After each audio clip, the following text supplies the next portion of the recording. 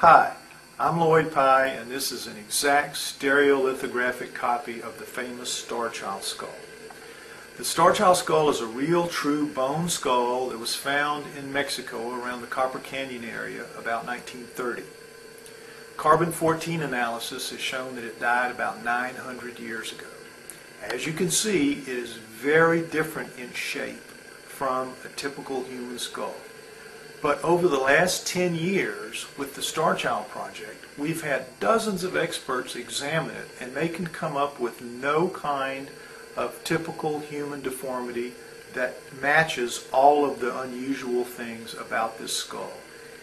Its unusual physiology begins with the bone itself. It's uniformly half as thick as normal human bone, and it weighs half as much. It's very light by comparison, and yet it's 2 or 3 times as hard. It's extremely durable.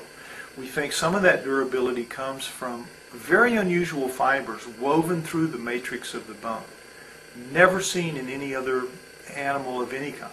There's also a red residue found in the bone in the cancellous holes that is also very unlike any other bone that is known. So you have those unusual attributes right off the bat. Then in the rear we see that it lacks an inion, which is that knot that we all have in the back rear of our heads. Everybody has that.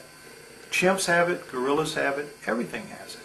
And that's where your neck muscles attach. Its neck muscles attach all the way down here, right on top of the foramen magnum, meaning it has a very small neck, like half the size of a normal human neck.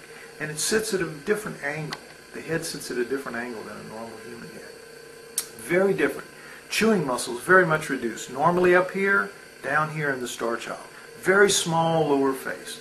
Look at these eye sockets. Look how shallow they are. Not even as deep as the first knuckle of my finger. Not even a full inch. In a human being, 2 full inches, all the way up to here. That depth. The eyes themselves are centered down here in the middle of the nose, so that the eyes are down here rather than up at the top like our eyes. Very, very unusual eyes. Unusual in so many ways. No sinuses in here. We've had all kinds of testing done over the past 10 years.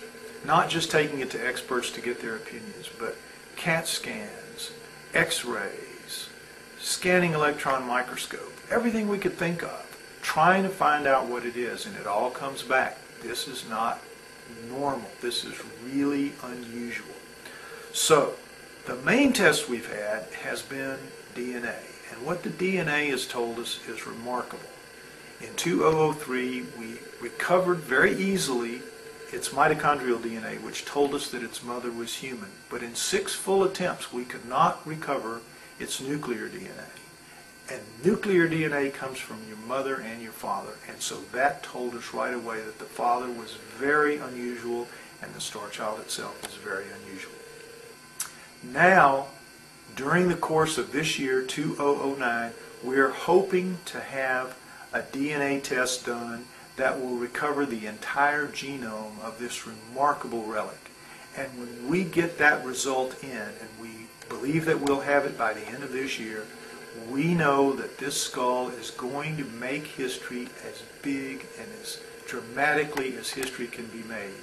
It's going to prove that at one time on planet Earth 900 years ago in Mexico, an alien human being walked this earth.